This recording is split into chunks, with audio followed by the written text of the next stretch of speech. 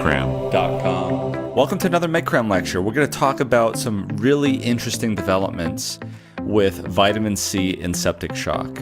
And if you've been following this, you'll know that there is a paper that was published in Chest a while ago by the author of Merrick, who looked at vitamin C and hydrocortisone and thiamine in the treatment of septic shock that was vasopressor dependent.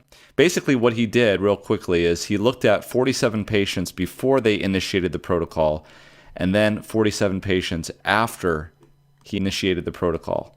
And the results were that the mortality rate before they initiated the protocol was 40.4% mortality, and afterwards it dropped to a whopping 8.5% mortality. So statistically significant, though not a randomized placebo-controlled trial. And so this really put vitamin C on the map for septic shock. And of course, he got a lot of criticism because people started to use vitamin C in septic shock, and there really wasn't a randomized placebo-controlled trial. However, his point was that there really isn't a lot of risk in using vitamin C. And so this war between should we use it, should we not use it, has been going back and forth for some period of time. In the meantime, there is a randomized placebo-controlled trial, which we'll talk about coming up, called Victus, which is looking at a multi-centered study.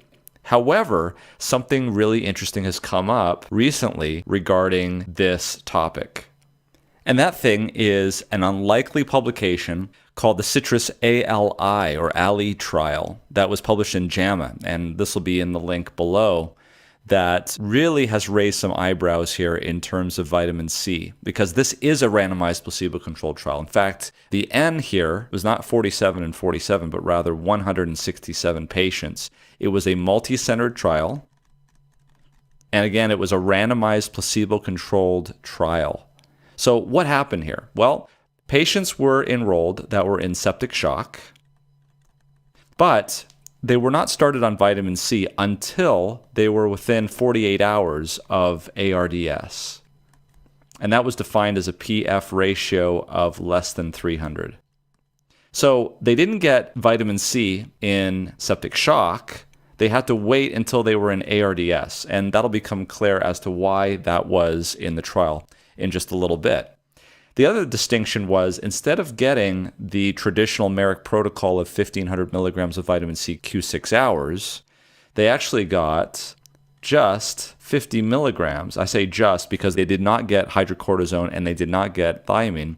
They just got 50 milligrams per kilogram of vitamin C IV. So if you think about a typical 70-kilogram man, that would be 3,500 milligrams every 6 hours, which was about 3 times the dose that Merrick's study got that was published in Chest. Okay, and they looked at a number of endpoints, and here is where the problem is. So there are secondary endpoints and there's primary endpoints, and the study was powered to look at the primary endpoints. So what were the primary endpoints? The first primary endpoint was the change in SOFA score. That's a score that looks at the severity of illness. The other thing that they looked at was CRP, and finally another compound called thrombomodulin. Now, in terms of secondary endpoints, well, there was about 46 secondary endpoints.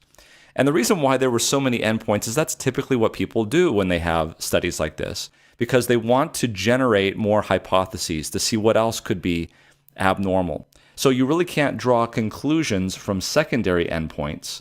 You can only really draw conclusions from primary endpoints, because usually there's so many secondary endpoints that you're going to look at that if you look at 50 different endpoints, and in this case there was 46 of them, 1 or 2 of them are bound to become statistically significant just because you're looking at so many of them. Well, as it turns out, one of their secondary endpoints, and here's where the problem was, is mortality. And you're like, mortality? Shouldn't that be a primary endpoint? Well, here's the problem.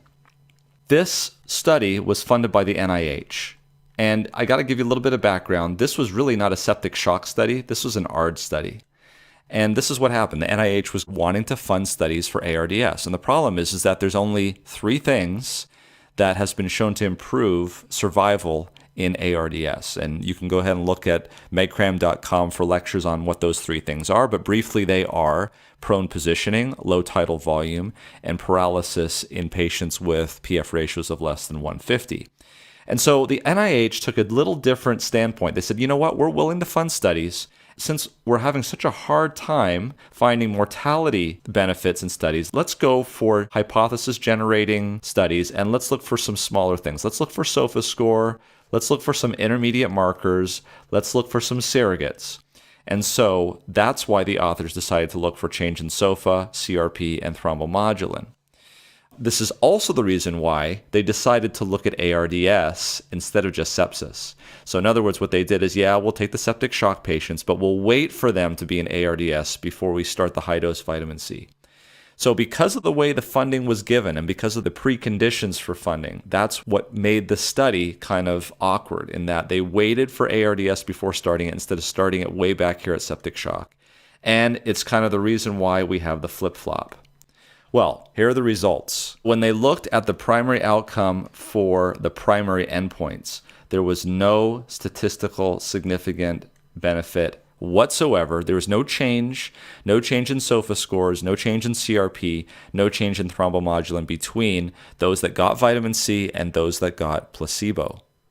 However, and sit down for this, there was a huge secondary mortality benefit for those that were on vitamin C. Well, I shouldn't say huge. There was a difference. In those that got the vitamin C arm, the mortality was 29.8%, greater than the 8% that we saw in Merrick's protocol study. But remember, this was started a way later than septic shock showed up in. The other thing that they saw was the mortality in the placebo. So this is the vitamin C group, and in the placebo group, the mortality was 46.3%. And this was statistically significant of a p-value of 0.01. So not borderline, but pretty specific. So what do you do now? What do you do when you have a primary endpoint that shows no change, and yet, through some mechanism that is unknown, we have a mortality benefit? This was a 28-day mortality benefit in those that were on vitamin C. And it gets even better than that, because if you look at the actual graph of survival, or indeed mortality, the placebo, the mortality rose very quickly at the beginning.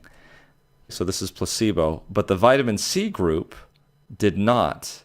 And then after it was stopped, it then reached and plateaued off. And so during this period of time when vitamin C was being infused, there was this pretty sizable difference between those that were not getting the vitamin C and those that were getting the vitamin C during that period of time.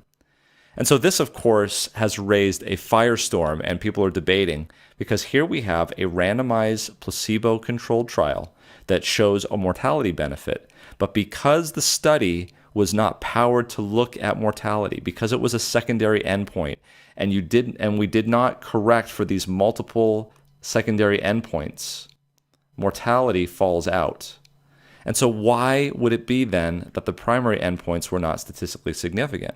Well, one of the explanations that have been tossed around, and I'll include a link to a really nice website that goes through this, is that it's possible that the vitamin C group was benefited so much that because less people died, more people with bad SOFA scores or less improving SOFA scores were included in the analysis, whereas those that were on the placebo, those patients died, the worst ones, and that made the SOFA scores in that group look better because the worst ones were eliminated, or the worst ones that were not improving the best were eliminated. And that's why there might have been no statistical significance. So take a look at those links. It's a new update. I think it's very fascinating. But as I mentioned in the middle of this, is Victus should be coming out in the next few months.